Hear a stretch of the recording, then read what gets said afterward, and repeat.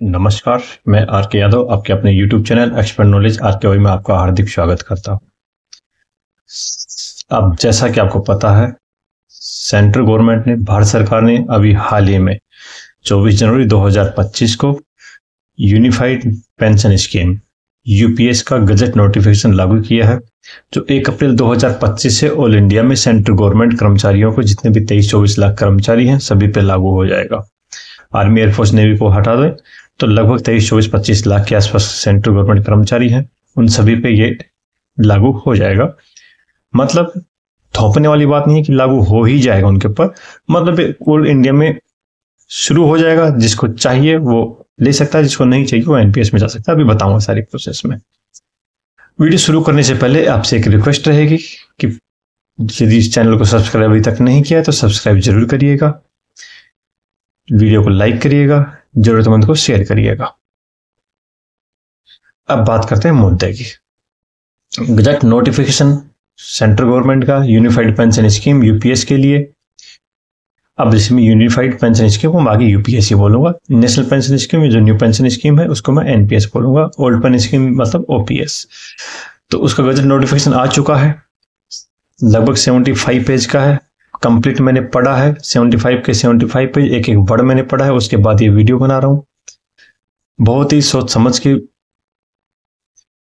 मतलब बहुत गहन अध्ययन करके वीडियो बना रहा हूं। अब ध्यान से देखिएगा, क्योंकि 1 अप्रैल 2025 को ऑल इंडिया में लागू हो जाएगा। हाँ, लेकिन ये बाध्यता नहीं रहेगी कि आपको एनपीएस में जाना है या ओपीएस यूपीएस में जाना है। मतलब यदि आप एनपीएस के तहत आते हैं तो आपकी इच्छा है, यदि आप एनपीएस में जाना चाहें तो एनपीएस में जा सकते हैं, यूपीएस में जाना चाहें तो यूपीएस में जा सकते हैं। हाँ, जो 1 अप्रैल या उसके बाद में जो भी नया ज्वाइनिंग होगा उसको भी कोई बाध्यता नहीं रहेगी। वो एनपीएस में जाना चाहता है एनपीएस में जा सकता है, यूपीएस में जाना चाहे तो यूपीएस में जा सकता है। जो रिटायर हो चुके हैं, यदि वो ओपीएस में यूपीएस में जाना चाहें तो अपना एक फॉर्म पे करेंगे अपने नोडल ऑफिसर, हेड ऑफिस को, तो उनका यूपीएस के तहत उनका कंसिडर कर लिया जाएगा, उनको बेनिफिट होगा। अब जैसे मैं बात करता हूं, इसमें कुछ वर्ड आएंगे। जैसे सबसे पहला आता है इंडिविजुअल कॉर्पस। इससे पहले मैं चलो बात बता दूं, एनपीएस में जहां हमारा 10% पैसा कटता था, गवर्नमेंट 14% पैसा ऐड करती थी।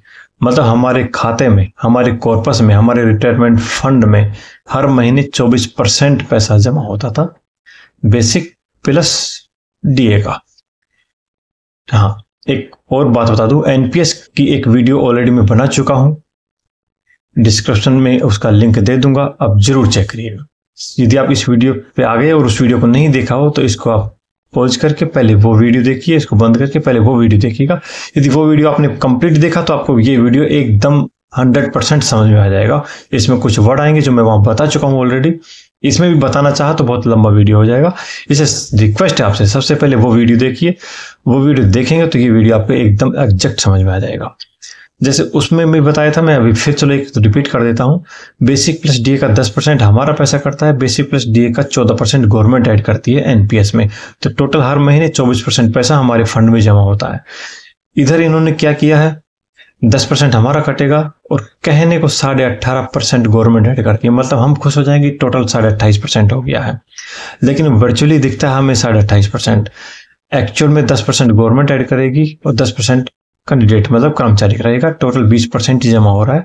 बाकी जो 8.5% है, इन्होंने पूल कॉर्पस एक बनाया है। वो पूल कॉर्पस बोले तो डिपार्टमेंट का, मतलब गवर्नमेंट का कहना है कि यदि आप रिटायरमेंट होते हैं उसके बाद हमें जो पेंशन देनी है उसके लिए हम अभी से आपके लिए फंड इकट्ठा करेंगे, 8.5% हम अलग से ऐड करेंगे। उस अलग से ऐड किया हुआ पूल कॉर्पस में जो ऐड किया हुआ है वो गवर्नमेंट के पास रहता है, हमारे पास उसका कहीं कोई खाता नहीं रहता, कहीं कहीं शो नहीं करेगा।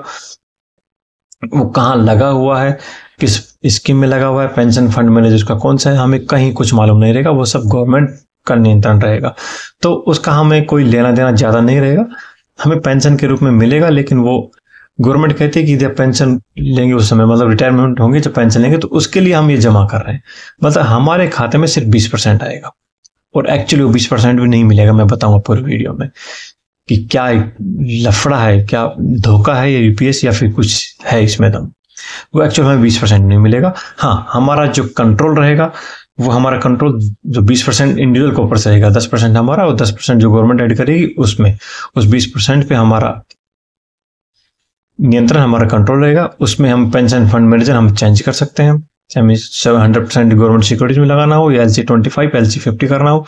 पेंशन फंड मैनेजर कैसे चेंज करते हैं, यदि आप एनपीएस में है या फिर यूपीएस में जाना चाहेंगे तो पेंशन फंड मैनेजर आपको जरूर चेंज करके रखना। इसके लिए ऑलरेडी एक वीडियो आ चुकी है, बहुत से लोगों ने फायदा उठाया है, आप जरूर चेक करिएगा। पेंशन फंड मैनेजर चेंज करके आप अपना वार्षिक ईयरली आप रिटर्न लगभग 13-14% कर सकते हैं, जो आपको लगभग अभी without pension fund manager change किया, मतलब बाय डिफॉल्ट आपने किया हुआ, तो आपको लगभग 9 पॉइंट कुछ परसेंट मिल रहा होगा। तो ये जो दो बातें थी, इंडिविजुअल कॉर्पस हो गया 20% पैसा हमारा, फुल कॉर्पस हो गया 8.5% जो गवर्नमेंट ऐड कर रही है, जो कहने को ऐड कर रही है, कहाँ कर रही है उसका कहीं कोई इश्यू नहीं है। कहीं कुछ 75 पेज की जो लिस्ट है PDF उसमें मैंने पढ़ा, कहीं कोई मेंशन नहीं कि हम उसका क्या करेंगे क्या नहीं करेंगे। इतना है कि आपको हम पेंशन देंगे, उसके लिए हम अभी सेट कर रहे हैं। अब जो 8.5% है वो वर्चुअली दिखता है, मैं बता चुका हूँ, उसका कहीं कोई हार्ड नहीं दिखेगा, कहीं आपको भी कहीं कोई नहीं दिखेगा।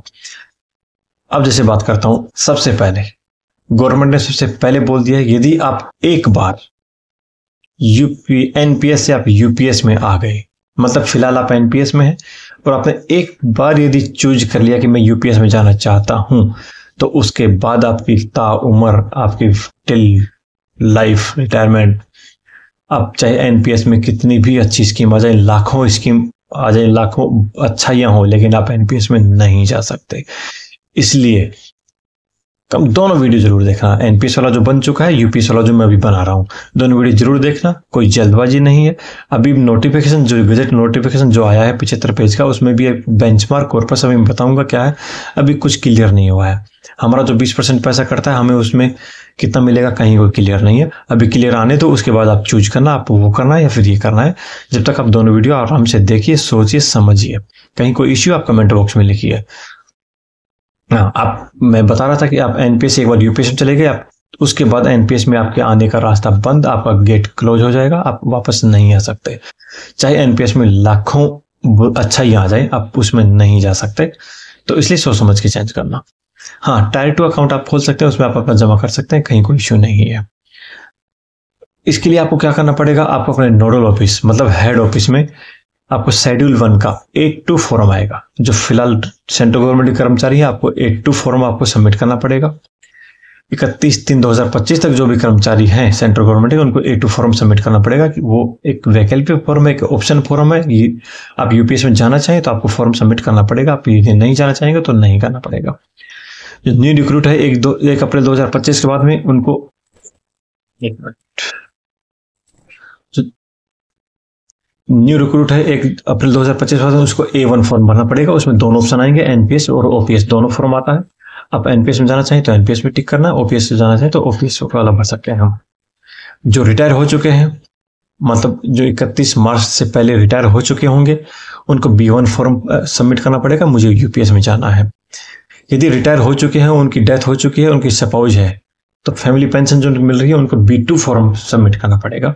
हाँ, सेंट्रल गवर्नमेंट एम्प्लॉय हैं, रिटायर हो चुके हैं, वीआरएस ले चुके हैं, spouse of head disease retire employ की, यदि आपने कहीं कोई फॉर्म नहीं भरा है, मतलब आप ऑप्शन फॉर्म नहीं भरेंगे, तो आपको ये माना जाएगा बाय डिफॉल्ट एनपीएस में ही रहेंगे। आप यूपीएस में नहीं जाना चाहते तो आप एनपीएस में रह सकते हैं। आपको एनपीएस में रहना है तो कहीं कोई फॉर्म नहीं भरना है। इसके लिए एलिजिबिलिटी, यूपीएस की एलिजिबिलिटी है, कम से कम आपकी 10 साल नौकरी होनी चाहिए। यदि आपकी 10 साल से कम नौकरी है, आप एनपीएस में यूपीएस में नहीं जा सकते। 10 साल नौकरी, उसमें भी आपको विड्रा नहीं होना चाहिए। विड्रा का क्या प्रपोजल है मैं बताऊंगा अभी आपको। उसको विड्रा उसमें नहीं होना चाहिए, तो आप इसमें रहेंगे। हाँ, वीआरएस आप ले रहे हैं तो आपको 25 साल नौकरी होनी चाहिए कम से कम। आज वॉलंटरी रिटायरमेंट सर्विस ले रहे हैं, मतलब स्वैच्छिक सेवानिवृत्त हो रहे हैं पहले। यदि आपकी रिटायरमेंट की उम्र 60 साल या 62 साल है, उससे पहले आप रिटायर हो रहे हैं अपनी इच्छा से, तो उसके लिए आपकी कम से कम 25 साल नौकरी होनी चाहिए। अब उसमें लफड़ा देखो, कई जगह है 40 साल में नौकरी लगती है आदमी की, वो 25 साल कहाँ कर पाएगा, मतलब वो नहीं ले सकता। कई जगह मान लो आदमी 20 साल में नौकरी लग गया, वो मान लो 45 साल की उम्र हो गई, 25 साल नौकरी भी कर दी, लेकिन 45 साल में रिटायर होने के बाद में इसमें एक लफड़ा है यूपीएस में कि आपको जो पेंशन मिलेगी वो 60 साल की उम्र के बाद मिलेगी। मतलब जो जिस आप नौकरी कर रहे थे और उसमें आप एक नॉर्मली रिटायरमेंट होती है आपकी, चाहे 60 साल हो, चाहे 58 साल हो, चाहे 62 साल हो, चाहे 65 साल हो, उसके बाद आपको पेंशन मिलना शुरू होगी। मान लो कोई 20 साल में लगा, 25 साल नौकरी करने के बाद 45 साल में रिटायरमेंट हो गया। अब मान लो हो सकता है एक नॉर्मली मान लो 60 साल में रिटायर होता, तो क्या 15 साल वो पेंशन के लिए वेट करेगा? हाँ, यूपीएस में उसको वेट करना पड़ेगा, एनपीएस में नहीं करना पड़ेगा। बताऊंगा मैं ये चीजें, सारी वीडियो देखिए, लास्ट तक देखिए। अब मैं देखता हूँ लमसम पेमेंट कितना मिलेगा। मान लो रिटायर हो गया, वो 25 साल की नौकरी भी हो गई, मिनिमम 10 साल भी हो गया, 60 साल की उम्र भी हो गई, उसने रिटायरमेंट ले लिया, उसको कितना मिलेगा? उसको लास्ट 12 महीने का जो 1/10 है, लास्ट डाउन पे 12 महीने वो पेंशन वाले में आएगा। मैं लमसम जो रिटायरमेंट पे एक मुश्त जो राशि मिलेगी मैं उसकी बात कर रहा हूँ। लास्ट में जो उसकी पे रहेगी उसका 1/10 बेसिक पे प्लस डी है, इसका 1/10 इंटू एल। एल बोले तो आपने कितने यूनिट 6 महीने नौकरी करी है। जैसे मान लो completed 6 month of quality of service, मान लो जैसे आपने 25 साल नौकरी करी है तो 6 मंथ की यूनिट कितनी होगी? 50। तो साल में 2 यूनिट होगी, 6 महीने की, 25 सालों की 50 हो गई। तो आपका ई बोले तो आपकी last basic pay plus D है, उसका divide by 10 into L. L बोले तो unit of 6 month completed by a employ. जैसे मान ले आपने, हाँ मैं चलो एग्जांपल देता हूं फिर देखते हैं।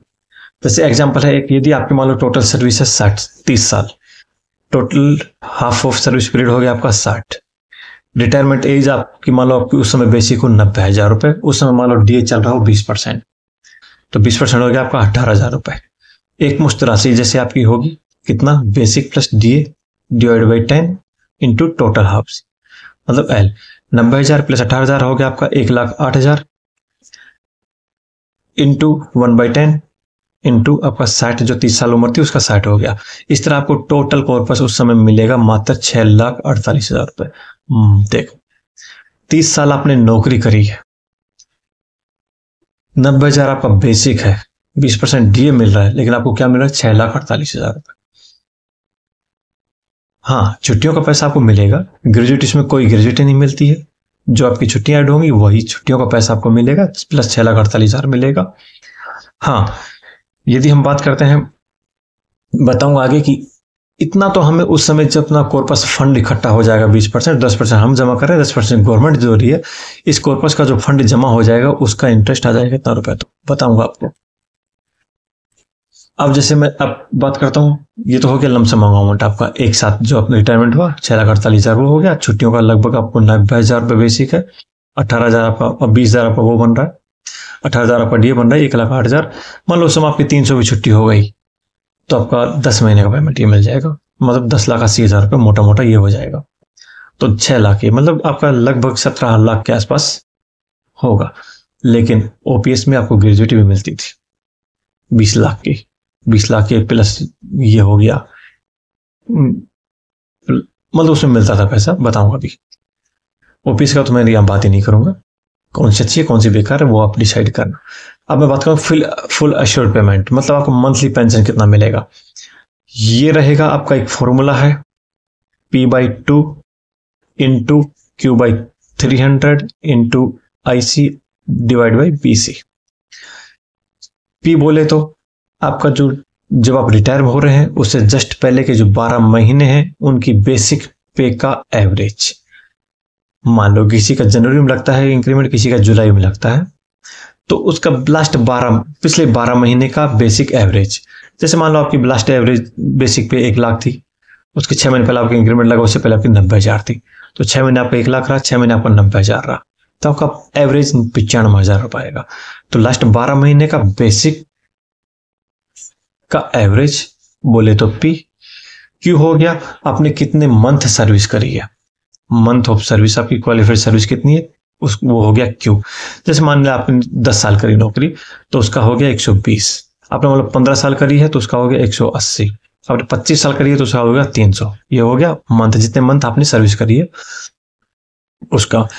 एक हो गया IC मतलब इंडिविजुअल कॉर्पस, मतलब आपका जो 20% जमा हो रहा था, 10% गवर्नमेंट ऐड करी है, 10% हमारा, उसमें आपका कितना फंड जमा हो गया, वो आपका इंडिविजुअल कॉर्पस हो गया। एक हो गया बेंचमार्क कॉर्पस, हाँ जिस बेंचमार्क कॉर्पस में बात कर रहा था ये उस 75 पेज के नोटिफिकेशन में कहीं नहीं दिया हुआ कि ये कितना रहेगा, ये गवर्नमेंट डिसाइड करेगी। आपकी 10 साल नौकरी होती तो आपकी कॉर्पस में कम से कम 12 लाख होना चाहिए। आगे 15 साल होती है तो आपके 22 लाख होना चाहिए। मतलब एक लमसम आइडिया बता रहा हूँ मैं। आपकी मान लो 25 साल नौकरी है तो आपके इंडिविजुअल कॉर्पस में 40, 45 या 50 लाख रुपए होना चाहिए। ये गवर्नमेंट डिसाइड करेगी, अभी उसने बताया नहीं है। तो वो वाला इसका फॉर्मूला आपको बता चुका हूं, फिर भी आप एग्जाम्पल से आप समझ जाइएगा। हाँ, यदि आपकी नौकरी 25 साल से ज्यादा है तो भी आपका क्यू 300 ही रहेगा। उसमें ज्यादा अच्छा आपको 30 साल नौकरी करी तो ऐसा नहीं है कि 360 हो जाएगा, नहीं, 300 ही रहेगा। मतलब उस पेंशन पे आपका 30 साल से ज्यादा, 25 साल से ज्यादा नौकरी है तो भी कोई फर्क नहीं पड़ रहा है। हाँ, एक बीच में बताता हूँ, मिनिमम गारंटीड पे आउट उसमें 10,000 रुपये रहेगी, क्योंकि 10 महीने की नौकरी है तो आपका 10,000 रुपये रहेगा। फैमिली पेंशन क्या रहेगा, जितनी भी आपको इसमें पेंशन मिलेगी उसका 60% प्लस डी आपको फैमिली पेंशन मिलेगा। यदि आप रिटायर हो गए, आपकी डेथ हो जाती है, कर्मचारी की मृत्यु हो जाती है, तो उसकी फैमिली को उसका 60% प्लस डी मिलेगा। अब जैसे एग्जांपल दो, जैसे आपको मंथली पेंशन कितना मिलेगा। मंथली पेंशन का formula P/2 into Q/300 into IC/BC हो गया। P बराबर एवरेज ऑफ बेसिक पे ऑफ लास्ट 12 मंथ, Q बराबर month of qualified service, IC बराबर इंडिविजुअल कॉर्पस, BC बराबर बेंचमार्क कॉर्पस। एग्जाम्पल लेता हूं, जैसे मैं आपका बेसिक पे उस समय मान लो 90,000 रुपए है, आपको जिस समय रिटायर हो रहे हैं उस समय आपको 90,000 रुपए है। अब इसमें क्वालिफाइड सर्विस मान लो आपके 25 साल हो गई, मतलब 25 साल हो गई, उसमें 300 मंथ हो गया। इंडिविजुअल कॉर्पस मान लो आपका 40 लाख जमा होता है, और गवर्नमेंट भी ये कह रही है कि आपको बेंचमार्क कॉर्पस भी 40 लाख होना चाहिए। आगे पीछे होगा उसका एग्जाम्पल मैं दूंगा, अभी फिलहाल मैं बराबर की बात कर रहा हूँ। तो आपकी pension 90,000 divide by 2 into Q बराबर 300 बटा 300 इंटू 40 लाख बटे 40 लाख। आपका उस समय पेंशन रहेगा 45,000 प्लस डीआर, डियरनेस लीव, मतलब जो महंगाई भत्ता होगा। रिटायर होने के बाद में उसको डीआर बोलते हैं, रिटायर होने से पहले उसको डीए बोलते हैं। तो आपका 45,000 प्लस डीआर आपकी पेंशन बनेगी। एग्जाम्पल दूसरा लेता हूं, आपकी मान लो बेसिक पे आपकी 60,000 रुपए है, सर्विस आपकी हुई 14.5 साल, मतलब वो मैंने 25 साल लगाया उसके हिसाब से आपको मिलेगी। यदि हम लोग आपकी सर्विस 14.5 साल ही रहती है तो आपका मंथ, आपका आधा मंथ रहेगा वो नहीं लगेगा, आपका 14 साल का आपका हो गया 168 मंथ। इंडिविजुअल कॉर्पस मान लो आपका 22 लाख इकट्ठा हुआ, गवर्नमेंट भी कहती है आपको 22 लाख ही होना चाहिए। तो पेंशन आपकी बनेगी 60,000 बाई 2 इंटू 168 बटे 300 इंटू 22 लाख बटे 22 लाख, तो आपका होगा 16,800 प्लस डीआर। ये आपकी पेंशन होगी कब, जब 60,000 रुपये आपकी बेसिक पेंशन और आपकी 16,800 रुपये होगी। उस केस में आपकी कितनी, 90,000 पेंशन होगी 45,000 होगी, लेकिन बशर्ते 25 साल नौकरी थी, इसमें 15 साल नौकरी है। एग्जाम्पल तीसरा लेता हूं, बेसिक पे आपका वही 45,000 रुपए है, सर्विस आपकी 10.5 साल हुई है, मतलब आपके 120 महीना हो गया। इंडिविजुअल कॉर्पस मान लो आप गवर्नमेंट आपका हुआ 16 लाख, गवर्नमेंट कहती है आपके पास 16 लाख होना चाहिए। पेंशन हो गया 45,000 डिवाइड बाई 2 इंटू 120 बटे 300 इंटू 16 लाख बटे 16 लाख, आपकी 9,000 रुपये हो गई। लेकिन गवर्नमेंट कहती है आपकी मिनिमम पेंशन की हम गारंटी लेते हैं 10,000 प्लस डीआर आपको देगी, बशर्ते आपकी 10 साल नौकरी हो, उसमें कोई भी विड्रा नहीं हो और कंटिन्यू आपका इन्वेस्ट कंटिन्यू होता रहे, आपकी कटौती कंटिन्यू और गवर्नमेंट की कटौती कंटिन्यू होती रहे, तो आपको 10,000 प्लस डीए मिलेगा, डीआर मिलेगा। अब मैं एग्जांपल लेता हूँ चौथा, आपकी मान लो बेसिक में 90,000 रुपए है, क्वालिफाइड सर्विस आपकी वही 25 साल मतलब 300 महीने, इंडिविजुअल कॉर्पस आपका 40 लाख है, बेंचमार्क कॉर्पस में 45 लाख है, मतलब आपका इंडिविजुअल कॉर्पस जो आपका 20% ऐड हो रहा था वो आपका कम रह गया। हालांकि इसी कम के लिए यदि आप एनपीएस में आप एनपीएस या यूपीएस जो भी आप चूज करेंगे उसमें पेंशन फंड मैनेजर यदि आप चेंज कर लेते हैं तो आपका 100% दावा है मेरा कि आपका हमेशा बेंचमार्क कॉर्पोरेट से ज्यादा रहेगा। इसलिए ये वीडियो जरूर देखिए। आप एनपीएस में रहे तो भी आप पेंशन फंड मैनेजर चेंज करके रखिए, आप यूपीएस में जाना चाहें तो आप ये पेंशन फंड मैनेजर चेंज करके रखिए। मेरा एक वीडियो लिंक डिस्क्रिप्शन में डाल दूंगा, आप जरूर चेक करिएगा और उसको चेंज ही कर लीजिएगा, मैंने भी किया हुआ है। जैसे इंडिविजुअल कॉर्पस आपको मान लो कम रह गया, कम होने का मतलब आपने बाय डिफॉल्ट चुना हो या फिर ऐसी स्कीम चुनी हो जो गवर्नमेंट कह रही हो, उसमें आपको कम पेंशन मिलेगी, कम 20% जो आपका है बहुत कम मिलेगा उसमें आपको रिटर्न, इसलिए आपको कम रह सकता है। और बेंचमार्क कॉर्पोरेशन 45 लाख, गवर्नमेंट कह रही है कि इस उम्र तक आपका, इस नौकरी तक आपको 45 लाख रुपए हो जाना चाहिए था। इसमें आपके दो ऑप्शन है, पहला ऑप्शन है कि आप 40 लाख का 40 लाख रहें तो कम पेंशन ले लो, दूसरा ऑप्शन है आप अपनी जेब से 5 लाख रुपए उसमें ऐड करो, टोटल 45 लाख करो, उसके हिसाब से पेंशन लो। दोनों ऑप्शन समझा रहा हूँ आपको। मान लो इंडिविजुअल कॉर्पस सिर्फ 40 लाख रुपए रहा तो पेंशन आपकी 90,000 डिवाइड बाई 2 इंटू 300 बटा 300 इंटू 40 लाख बटा 45 लाख, इसके हिसाब से आपको 40,000 प्लस डीआर बनेगी। यदि आप 5 लाख अपनी जेब से ऐड कर देते हैं उसमें, हालांकि देखो मतलब पेंशन लेने के लिए हमें 5 लाख ऐड करना पड़ रहा है, बस पॉलिसी है गवर्नमेंट की, तो उसमें 45,000 प्लस डीआर पेंशन बनेगी। अब मैं बात करता हूँ एग्जाम्पल 5, लास्ट एग्जाम्पल का। मान लो बेसिक पे आपका 90,000 रुपए है, क्वालिफाइड सर्विस वही 25 साल है, मतलब आपके 30 साल रही तो भी आपकी क्यू बराबर 300 ही माना जाएगा। आपका इंडिविजुअल कॉर्पस आपका 50 लाख है, बेंचमार्क कॉर्पस आपका 45 लाख है। मतलब इन्होंने मेरा वीडियो देखी, पेंशन फंड मैनेजर जो चेंज करने वाला था वो वीडियो देखी, इन्होंने चेंज कर लिया, इसका हो गया 50 लाख रुपए। 100% हो जाएगा, आप चेक करिएगा। तो आपको 5 लाख रुपए, मतलब वो उस 50 लाख पे नहीं देगी, वो बेंचमार्क कॉर्पस से ज्यादा नहीं मानेगी, 25 साल से ज्यादा नौकरी नहीं मानेगी, मतलब आपको महीना 300 इससे ज्यादा नहीं मानेगी। बेंचमार्क कॉर्पस से आपका इंडिविजुअल कॉर्पस ज्यादा हो तो वो नहीं मानेगी। वो पैसा आपको उस समय अकाउंट में आपके पेंशन में आ जाएगा। जब रिटायरमेंट होंगे तो आपको पैसा मिल जाएगा। जिसमें 6,48,000 वो बताया था, छुट्टियों का पैसा बताया था 10-12 लाख रुपए। उसके अलावा ये जो 5 लाख है ये भी आपका ऐड हो जाएगा, तो ये भी आप करके रखिए, बहुत बेनिफिट होगा।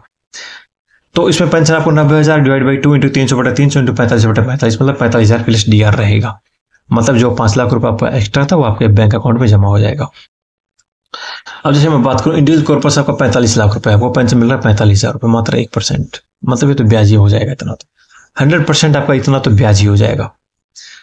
आपको मान लो 22 लाख रुपए है इंडिविजुअल कॉर्पस, जो मैं एग्जांपल दे चुका हूँ, मैं उसी से बात कर रहा हूँ। आपको पेंशन मिल रहा है 16,800 प्लस डीआर, मतलब 22 लाख 1% भी नहीं मिल रहा। 40 लाख है, 40,000 रुपये पेंशन मिल रहा है। 16 लाख में सिर्फ 10,000 रुपये पेंशन मिल रहा है, मतलब ब्याज भी नहीं मिल रहा आपको। मतलब जो हमारा 20% पैसा, जो 45 लाख रुपए हमारे इंडिविजुअल कॉर्पस जमा हो रहा है और हमें पेंशन मिल रहा है सिर्फ 45,000 रुपये, मतलब हमें ब्याज भी ढंग से नहीं मिल रहा है, गवर्नमेंट सिर्फ हमें ब्याज दे रही है। इससे अच्छा तो एनपीएस वाले में ठीक था। अभी कंपेरिजन करूंगा मैं। अब बात करता हूँ पार्शियल विड्रॉ हम कितना कर सकते हैं। इसमें ये आप एनपीएस में हो चाहे यूपीएस में हो, आपको 3 साल का लॉक इन पीरियड होता है। 3 साल के बाद में आप उसको 10%, 3 साल के बाद में आप उसका 25%, नॉट मोर देन 25%, 25% से कम आप विड्रॉ कर सकते हैं। और ये पूरी नौकरी में सिर्फ 3 बार कर सकते हैं, उससे ज्यादा नहीं कर सकते। इसके लिए रीजन क्या होना चाहिए? हायर एजुकेशन होनी चाहिए, शादी होनी चाहिए, मकान परचेज करना हो या कंस्ट्रक्शन करना हो। ये पहले से आपके घर नाम है तो आप उस घर नया नहीं ले सकते, प्लॉट नहीं ले सकते। हाँ, उसमें कंस्ट्रक्शन बिल्डिंग बनाने के लिए आप कर सकते हो, या कोई ऐसी भयंकर बीमारी है तो आप उसमें 25% से कम विड्रॉ कर सकते हैं। अब मैं बात करता हूँ वीआरएस की। यदि मान लो हमने वीआरएस ले लिया, सबसे बड़ा लोचा इसी में, वीआरएस ले लिया आपने, तो आपकी जो पेंशन है, आपको लमसम अमाउंट आपको मिल जाएगा उस समय, लेकिन आपकी पेंशन रहेगी जब आपकी एक्चुअल में जो रिटायरमेंट होते, यदि आपकी उम्र 60 साल होती है, 62 साल होती है, 58 साल होती है, 65 साल होती, तो वो उम्र पूरी करने के बाद आपकी पेंशन शुरू होगी। जैसे मान के चलो मैं इंडियन रेलवे में पोस्टेड हूँ, यहाँ फिलहाल पेंशन की रिटायरमेंट की उम्र 60 साल है। मान लो मैं 20 साल में नौकरी लगा, मैं 25 साल बाद में रिटायरमेंट हो जाता हूँ, मतलब 45 साल की उम्र में रिटायरमेंट हो गया। मुझे जो इंडिविजुअल कॉर्पस मिला वो मिला, मैं गवर्नमेंट ने जो रिटायरमेंट फंड दिया वो ले लिया, लेकिन मेरी पेंशन शुरू होगी 60 साल के बाद। मतलब 45 साल में क्या खाऊंगा? ये यूपीएस में यही लफड़ा है, सबसे बड़ा लफड़ा यही है। अभी बताऊंगा, इसमें यदि 3 चीजें हो जाएं तो ये ओपीएस के बराबर हो जाएगी, जिसमें से एक चीज है वीआरएस भी, बताता हूं अभी। जैसे मान लो जो 40 साल में टीचर लग रहा है, मान लो स्कूल में टीचर लग रहा है, 40 साल तक लगता है, वो कब रिटायर होगा? वीआरएस कब लेगा, कब नौकरी करेगा? यूपीएस में वो जा ही नहीं पाएगा। यदि वो 20 में लग गया और 25 साल नौकरी करके 45 में रिटायर हो गया, 15 साल क्या खाएगा? तो एनपीएस में कम से कम आप वीआरएस जब लेते हैं तो उसी समय आपकी पेंशन शुरू हो जाती है। जब आपने वीआरएस लिया, अभी पेंशन शुरू। हाँ, ये बेस अलग बात है कि आपको उस समय रिटायरमेंट फंड कम मिलता है। अब मैं बात करता हूं इन दोनों का कंपैरिजन, एनपीएस और यूपीएस का। सिर्फ कंपैरिजन कर रहा हूं, ना मैं किसी का समर्थक हूं, ना एनपीएस का ना यूपीएस का। जो अच्छी लगे वो करना। हाँ, लेकिन इतना है, मेरे दोनों वीडियो देखना, पेंशन फंड मैनेजर वाली भी देखना, तीनों वीडियो देखना। अभी जल्दबाजी नहीं करना कि यूपीएस पे अभी और भी चीज आएंगी। एक तो वीआरएस वाला लफड़ा है कि वीआरएस में आपने ले लिया तो आप 15 साल के भूखे मरेंगे, पहली बात। दूसरा, 25 साल वीआरएस के लिए कम से कम नौकरी 25 साल, वो भी चेंज होगा। तीसरा, बेंचमार्क कॉर्पस, इंडिविजुअल कॉर्पस, ये लफड़ा है भी उसमें। मतलब हमें क्या मिलेगा? हमारा 20% ऐड हो रहा है, हमें कुछ नहीं मिलेगा उसमें से। जैसे मैं बात करता हूँ एनपीएस में, आपको कोई मिनिमम सर्विस नहीं चाहिए।